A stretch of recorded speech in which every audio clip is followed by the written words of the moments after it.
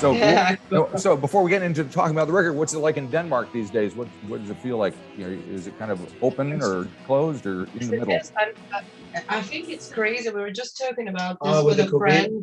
There's no restrictions anymore. It's been like this for a couple of months. Yeah. We just played in Germany like last Saturday. Yeah. And we just like went to a station, a gas station, and people were like, you don't have masks. And we're like, okay, well, fuck a mask. We just forgot about it totally. Yeah. And the media talks nothing about it. And the venues are open.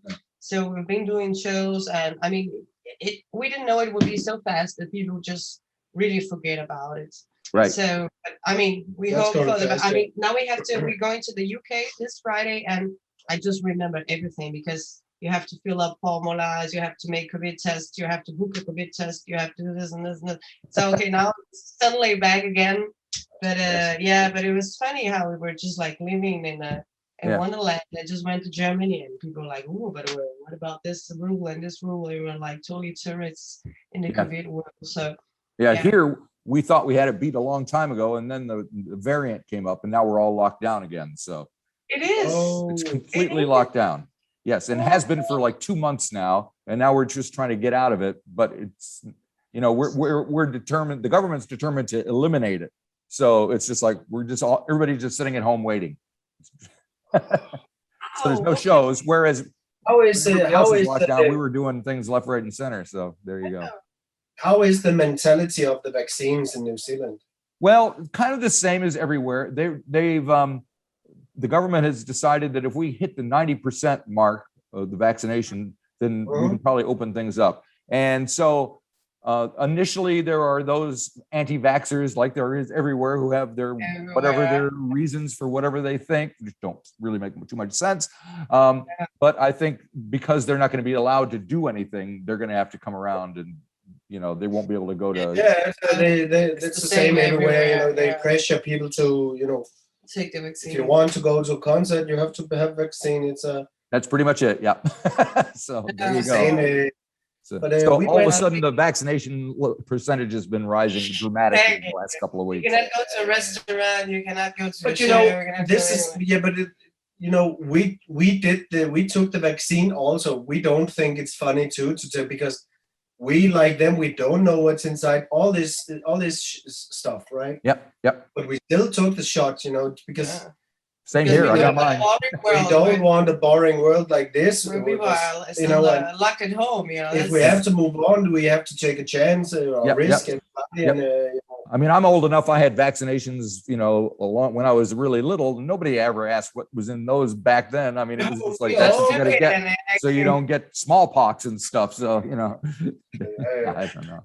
Yeah, but it's funny how we have some hippie friends who have smoked the most weird pox of all the world, and they're like, ooh, but I don't know what's inside this vaccine. That's a good point. Like, oh, come on, you took mushrooms from the cow shit when you were 17, and now you're like, so because you know, the fascists are another thing, you know. But in Brazil, for example, the Bolsonaro supporters, they don't take vaccines, and it's totally fucked up. But there's also the hippie natural. Right. Which for me is I mean, I cannot understand so good, you know, because it doesn't make sense. They're the fastest, that's what they do, but the hippie anti-vax, it's really crazy. But I mean, that was always why I was kind of anti-drug, because I just couldn't see taking drugs from some guy you buy it off the street. If they had legalized it and it was all regulated, I'd be all for it. Yeah, you know? Exactly. Then you know where it comes from. Yeah, but that's exactly the balance I don't see on them at all, you know. So anyway. Vaccines I can't. So okay. So So you guys, you got back in mono coming out like tomorrow here, because it'll be Friday. Okay. Oh yeah, we go to the future. Yeah, that's true. That's right. Yeah, still 2 days to go, and we're so excited because I don't know if you have got the chance to listen to it. I have, yes. But we really think it's our best album so far. So we are really proud, and it was a big work doing it in the middle of pandemic and all that. So it really means a lot to us that when we managed to make it, you know, ready, and we recorded in our own studio, so we're like double proud of it as a band, and also that we could you know, find the sound we were looking for. So very excited. So I really hope people dig it. So So you recorded, my understanding is you recorded it in Denmark and then somebody mixed it in Japan, right? Yeah, you know, in 2019 and some time prior to this, we were, you know, collecting gear, instruments and gear, recording gear, and we started building our own studio. So in 19, we spent everything we own, like, Right. I mean, All the literally, fees. We had a very good literally year, so now we can invest everything we have, because 2020 was looking good. It was looking like it was our best year by far. Right. You're like, this Lots is of it, man. shows, lots of good fees coming in. Okay, so we started, you know, spending everything, building. Then And in March, you know, 2020 looked very slam. good. A lot of shows Yeah. booked, everything going great, so we can recoup all the money we invested in. So suddenly, when there was no work, there was no Yeah. nothing, but we had a really killer studio. At least. Oh, So man. then, you know, and then, you know, it was a crazy time, and it's I don't know how we went through, but somehow we managed to do 14 songs. Right. Yep. For the album, and also getting the idea and the theme of the whole idea of this wall of sound. We wanted to recreate an authentic sound. Yep. Yep. You Yep. know, as far as I know, and we've heard a lot of music. I've never heard anyone doing authentic wall of sound since Phil Spector and Larry Levine in Gold. There's a Stars. reason for that. I mean, he had a massive amount of musicians who were incredibly talented working for him in Los Angeles. Yeah, also this, of course, and artists, and but also And the the studios, songs. and he changed when Gold Star Studios was shut down, or what happened to it. I don't know. He lost the echo chambers. He lost all this, so even he could not do a wall of sound there. Right. But we wanted to see this. Okay, how can we?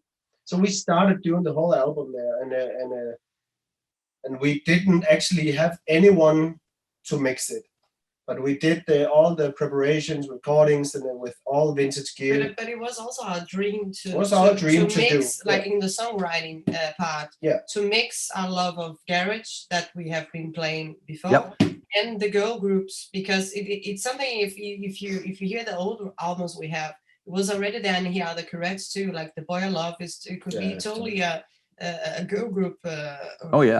Song written by a song written by King, all the good songwriters of the 60s. But we just recorded like, okay, 1, 2, 3, boom, record.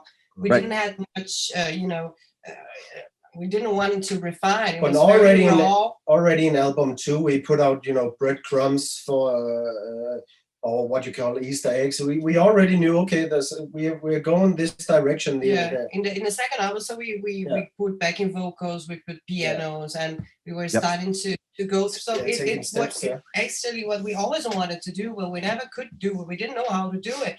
And with the studio, actually, it was possible to experiment in this direction, and also we had time for sitting down and digging the good old songwriters, Bert Burns or Holland does a lot, or also Phil Spector, and try to learn a little bit of this music, and write better songs. So we put a lot of education in the what they do, that these songs work. They're 3 minutes and they really work 50 years after they were written, and why was that?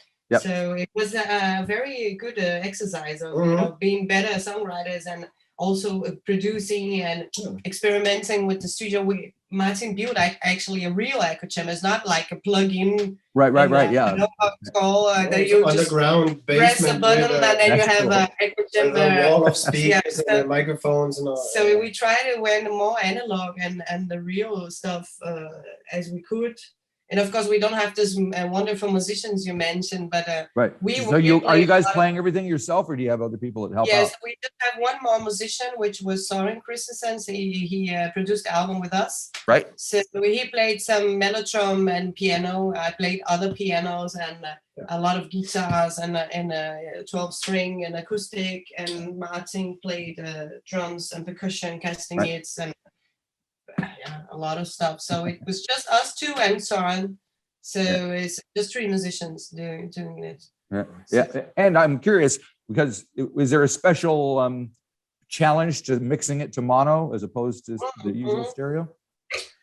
Yeah, we had this in mind all the time. We knew it was going to be in mono, and we already hinted this on the previous previous releases with Back to Mono and all this stuff. And but yeah, we did this. It was it came totally natural. We built this vintage studio, so it was just a natural thing to do to Yeah. Well, our first record was in mono, and the second album was stereo. Right. So Martin joked we should make a third album, back to mono. Back in mono. Back to mono. Back to mono is already taken, so Yes, I've got it back there. So I was really annoyed because I came up with the idea. Okay, back to mono, but of course this is Phil Spector's slogan. So how could we do? Back in mono. Yeah, of course that was. So we still had the reference of, and it's still ours. It's still a Spector reference. We put a lot of reference of stuff we like. We mixed girl groups and Dwan Eddie and surf music and garage and a lot of stuff we like. And well, I see you got a video out for Hop the Twig, and it sounds very Shangri-La-y.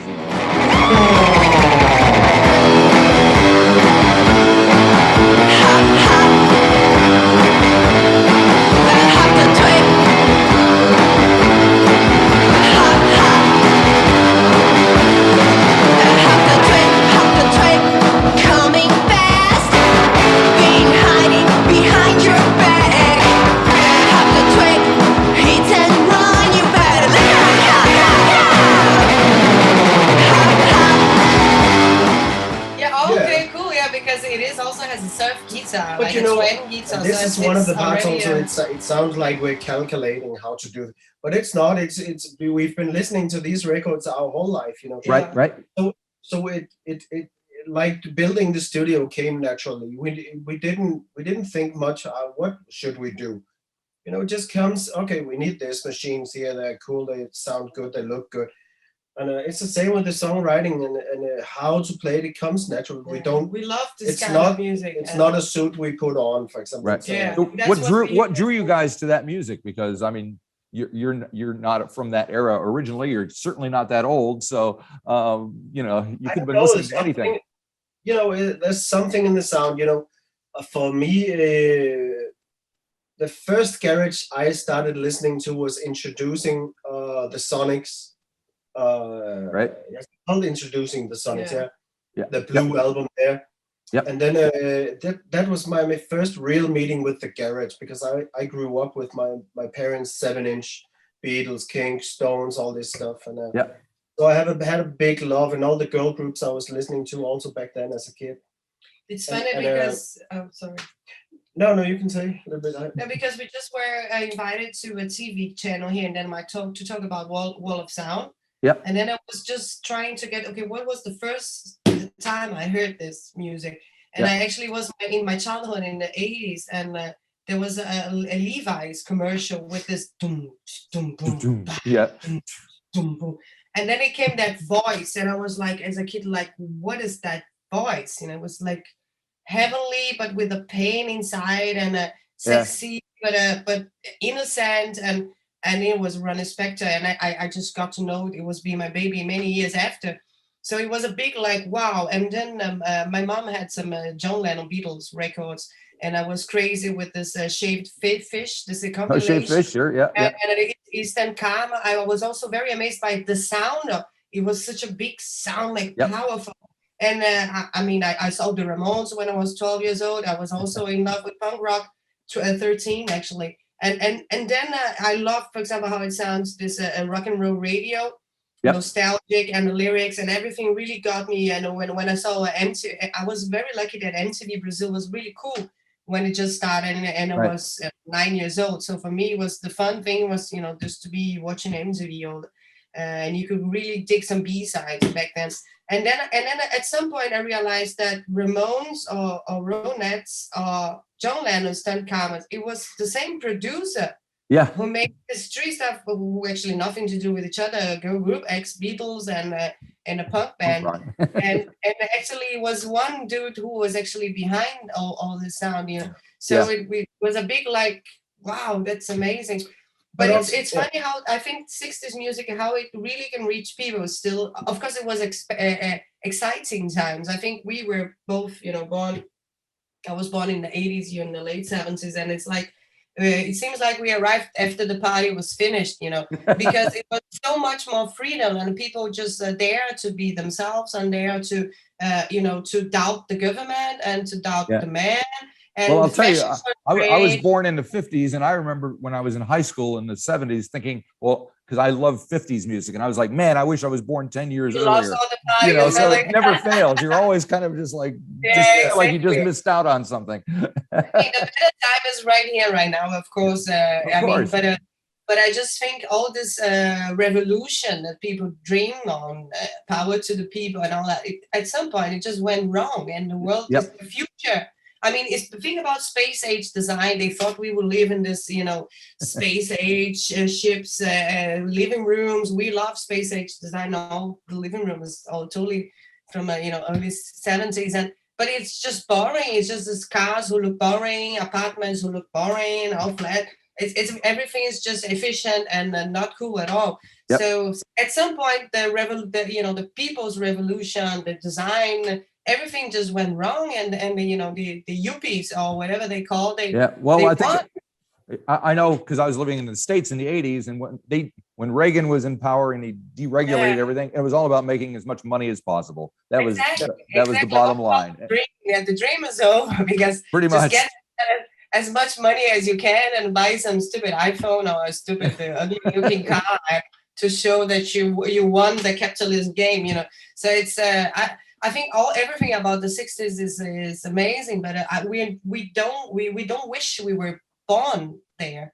We just admire as a little, in a sense, a little cool trail swinging 20s that they come and go, the spirit. So I'm really looking forward, maybe after all this pandemic, that people get a little bit in this more, a daring mood of, okay, now I'm going to do what I want with my life, because, just be chasing money is not enough for me, or something like this, that the arts has it's been in history all the time that, arts, they reborn at some point. So, I think rock music has everything to do with freedom and, questioning the establishment. So we don't want this to die. I mean, and we cannot just hear this kind of music since we were kids and then suddenly write a hip hop. So if we have references in our music, it's because we lived that and we grew up listening to this, and that's what we really love. So did you listen to many like more contemporary, like the Cramps or people like that? I really like the Cramps, and the Poison Ivy was some female inspiration for me. As a lead guitarist and female guitarist, so all that the switch, the normal stuff. That the guy, the lead singer, and she's actually the badass guitar player. It was really cool in my teenage years. I think I discovered the Cramps when I was like 14, 15, and it was like a big wow. She's cool. So of course we have also a lot of references. I mean, of course I listened to grunge when I was a teenager in the 90s, and this is a Riot Girl and all this. It was also a part of us growing up.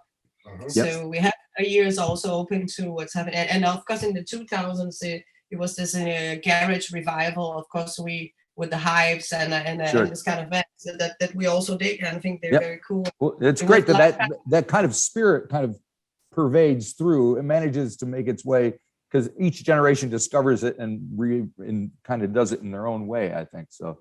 But it was maybe last time rock music was in the mainstream, so and that's a long time ago. So yes, it is. That is true. That's a weird thing. Now it's just like Foo Fighters. I think that's it's kind of boring. I mean, nothing against him. He does a lot of stuff that's cool, but I mean, it's not the kind of rock we are into.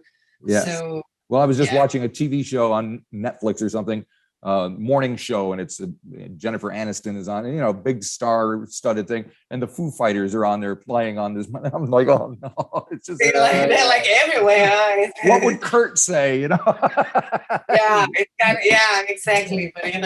But that's rock. That's mainstream rock nowadays. You would probably be there too. Possibly, very possibly. I don't speak for him. Certainly. But just getting a little back to this, because we talked a little bit about this sound. Yeah. I just had a mind-blowing moment the other day here. I found out introducing the Sonics, which was my favorite garage record. I think it's the best one ever did. Some folks like water, some folks like wine, but I like the taste of straight strychnine. Hey, hey, you may think it's funny that I like this stuff, but once you've tried it, you can't get enough. It's recorded with Phil Spector's engineer, Larry Levine. Yeah. In Gold Star Studios. So the connection and the chains just get like Yep. one more chain for them. Where Be My Baby and all this stuff with the same engineer. Yep. In the same fucking studio. Just, And they're doing this is strychnine instead of Be My exactly Baby.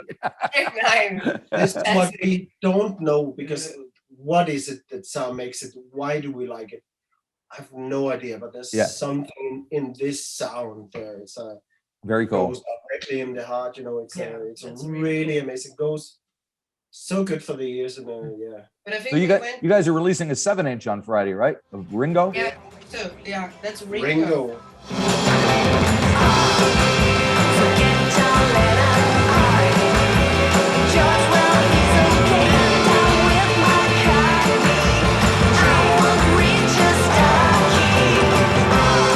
Your favorite, always your favorite Beatle or what? Not Yeah. mine, actually. No, not yours actually.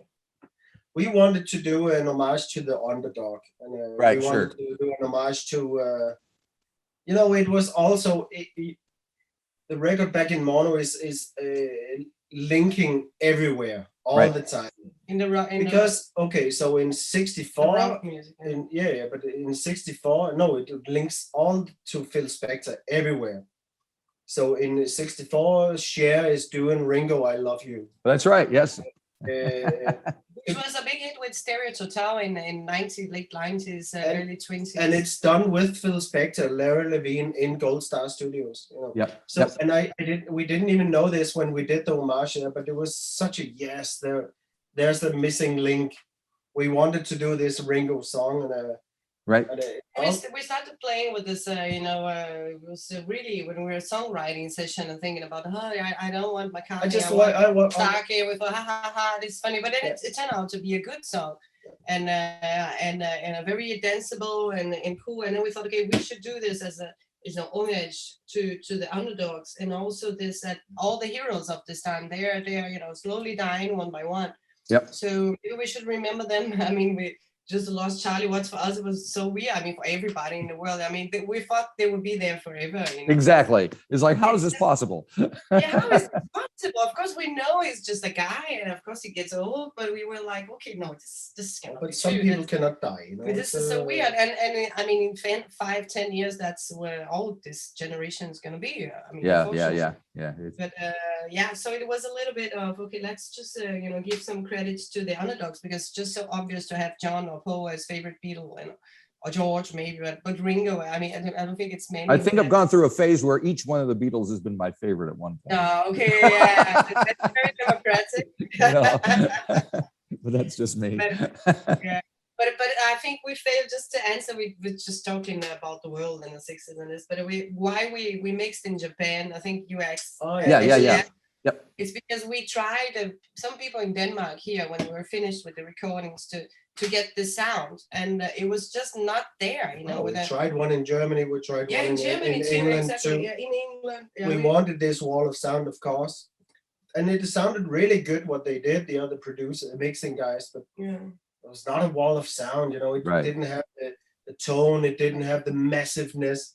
No, and it seems too modern. I don't. It's probably too clean. Got to have some bleed, No, exactly. It has to. For example, mix everything. Liam Watson from England did a great job doing a garage record. Right. For sure. Very But cool. it was not a wall of sound at all. No. So how are you creating this on stage? Because I see you played someplace in Switzerland recently, and you're heading off to the UK for a tour. So Yes. Yeah, That's a good question. yeah. You know, it's we had many talks about what to do in this situation, and when you know, there's a difference of playing live, and there's a difference of records. You know, Wall of Sound, all the groups of the '60s, they didn't have the Wall of Sound. Right. You Live. know, live. No, that's true. Maybe John Lennon had the You know, elephant memory. No but, one did it, and not the same. no one had this sound there in Yep. the Ronettes or whatever. Absolutely no one. No one could recreate this live. So this is why we were thinking, okay, so we can actually do the whole idea of back in mono here, and it comes as a natural new step for us. And we can do it live too, because we are two people, but we play still with a massiveness in the sound. Make a wall of sound of two. How we do it, we actually don't know either of us. But we are playing, I think, 6-7 songs of the album already. It's been a while. We've been trying them live, Right. and we don't miss anything because in the first albums we were really thinking, okay, we should never do overdubs that we cannot do, because we don't want to be this duos who perform Black Keys and then comes like 8 in. We Right. don't Yeah. want to Right. do that.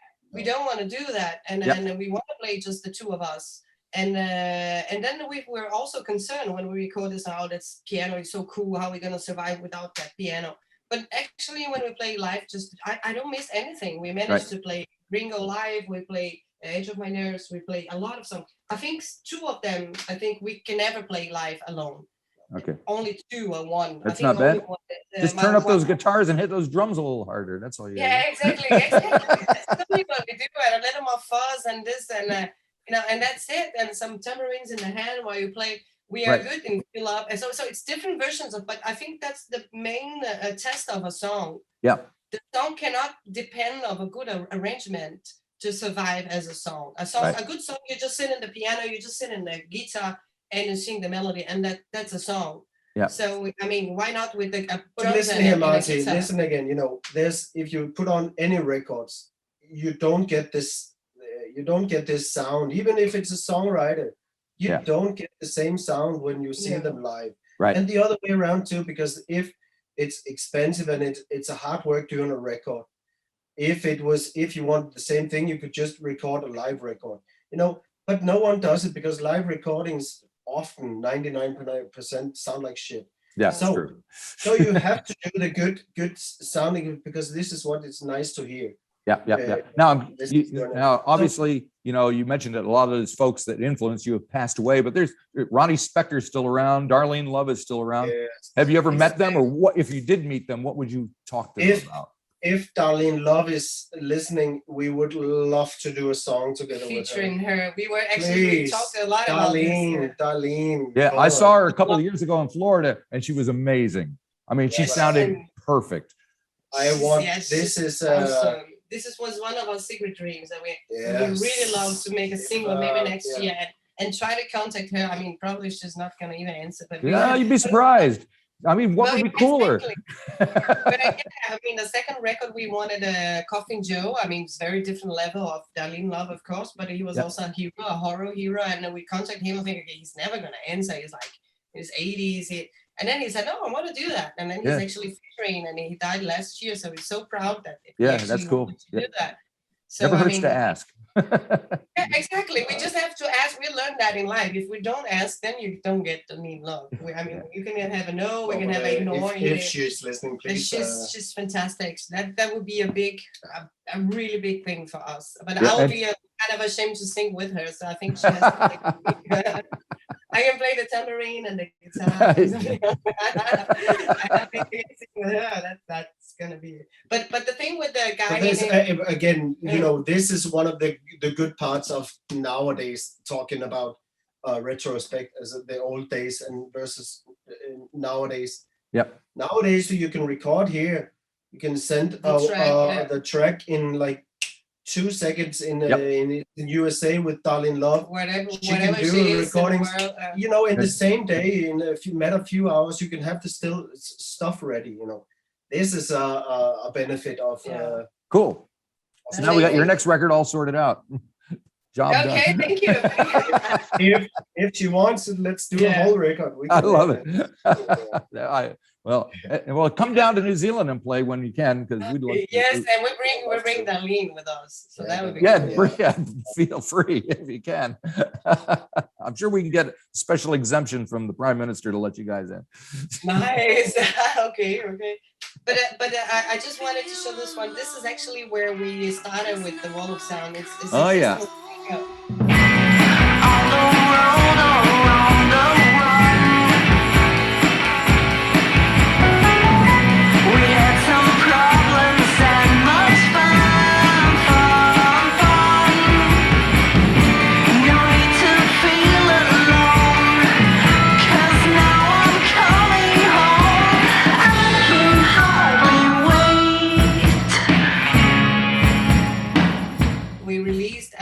And that's how we actually got to know Seiki Sato, who actually mixed, and it was really approved. Right. Because we were featuring the best Christmas singles with I don't know, number 6 and Yep. number 5 was Soleil. When we just plugged and we just wanted to hear the other tracks, and it was like, wow, it was a big sound. And of course, that Phil Spector Christmas album is a classic, so you can't. It's a classic. We hear since I mean, soon it's gonna be October. It starts already. But just before us, there was this Japanese girl called Soleil, and a 15-year-old girl. 15-year-old girl, and that's the only song we listened to on the 15 tracks best of Christmas. Best Christmas singles.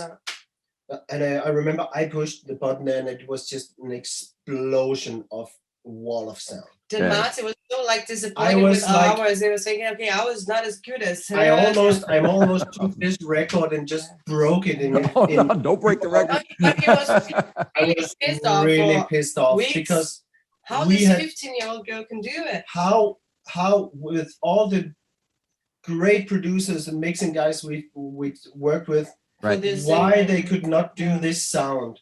That's amazing. The sound out there, the 15-year-old girl. The sound massive. we were looking for.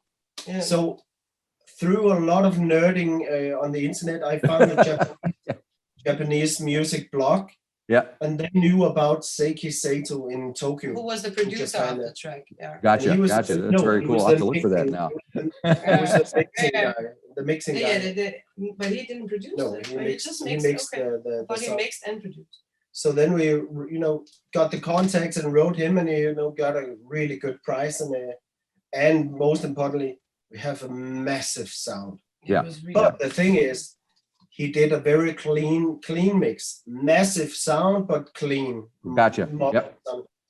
So we had 2 days in Copenhagen with a really mastering nerd that we know, Valentin, who we sat with him to get the right tone of the crystals, of the ronettes. It's all this Spector. It has to be a little dirty. We had to have the same range of the lows and the highs and the. Yep.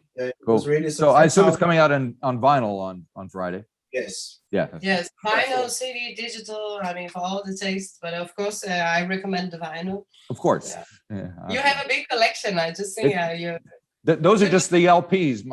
There's about 10,000 LPs there. There's about 15,000 7-inches in the other room. Okay, cool. So when you do come over to New Zealand, you can come and hang out and go through them. That would be lovely. Thank you, Marty. And you play the piano too? I don't play the piano, but we have musicians that come up and play here all the time. And a friend of mine is a piano player, so I've got her piano. I wish I played. I attempted to play bass in a punk band a long time ago, and that was my extent. Okay, that's cool. You should join us in bass. And I'm doing Darlene Love, so you can just you can feature on the bass too. Exactly. Fantastic. Well, we got everything sorted out here this morning. This is great. What a great way to start the day. Nice way of ending the day here too. So you're heading to the UK to play next, right? 17 dates. So we're so excited, but also it's been a drag with Brexit and COVID. I was going to wonder if Brexit has anything to do with getting in there and getting out. I have my computer here, and we're figure out all the locator form, passengers, COVID test, and you have to order a kit that's cost 40 pounds per person. Then you have to use in day 2 to make a test. So it's just landing, now. And when we are in the plane, I think now we can finally relax. I mean, when And they in also- UK, because who No, but knows? also this, we've been reading, Flavia's been reading so much and doing such a big work with all this Yeah. organizing. And then we just made the last shit up today. And then they pop up, oh, you just have to make, they just changed the rules. You have to make Oh, a COVID test You have to anyways, make yeah. a COVID test before you go. Because you have to do after we arrive, but also And before. when we Oh, then man. arrive at day 2, we have to have another COVID test there. Send through the mail It's like, so they can my check. fucking God, it never Yeah. ends. Yeah. And of course the Brexit, because then we cannot bring merch, so we had to make T-shirts there. We have to Oh, get a really? record. Man. I mean, Jeez. it's happily our label is English, so we can just get Grab the records stuff. from there. Yeah, yeah. Yeah, exactly. It's all set up, but we had to get somebody to collect everything: merch here, T-shirts there, records here, and I mean, that's So, going to I be, I think that whole Brexit thing is going to prove to be a huge mistake in about course, 3 I know. years, everybody will realize what a stupid idea it was. And yeah, exactly. Now it's also, we just heard, of course, to get a little spice, a little bit up the expectations. There's no gasoline. that's So, right. I mean, I really hope we can put that. Otherwise, we have to push the very expensive van Oh, man. 300 kilometers per day. Well, it's But, lucky there's only the 2 of you in the band, then that explains everything, you know. Jesus. yeah, we can just get on that train. But I mean, it's gonna be fine. But it's, I mean, I think with now the gasoline, with the shot of gasoline, everybody gonna be Yeah. affected. So even the people who will vote for the Brexit, they're gonna say, Yep. okay, Yep. maybe I did some shit here, because Yeah, I think so. I mean, everybody needs cars and gasoline. So this is something at least everybody's gonna say, okay, that's the consequence. Yep. I Yep. wanted to pick out the immigrants, and that's how I got. I have no more benzene. I have no more oil. So I hope it goes at least that people start to think, okay, Crazy shit. should we just ask, please get us back in the EU? So yeah. Very But I good. mean, I hope it's still possible to. I mean, it seems like it's possible for European bands to tour UK. So Yeah. Okay. but it's Fingers just crossed. our first tour after Brexit and after COVID. So it seems like, apart from all the planning we have to do, it does. Shouldn't be that hard just to rock and roll, Jeez. Exactly. That's what I was thinking the whole day. Formulas, emails, The whole day, and this, and I was the thinking, whole month. the whole last 2 weeks been crazy. I wish I could just, be Yep. at home playing guitar. Right? That's it. Yeah. Exactly. All righty. Well, I'll let you get back to the fun of dealing with all that. Thanks a lot for talking to me. I really appreciate it. Thanks Thanks so for much. having- What a thanks, pleasure to Marty. meet you. So I hope we can make it to New Zealand. Please do. Please do. It'll be a riot. Have a good day. Good All right. Bye-bye. Okay. Yeah. See you. Bye, man. Thanks for the talk.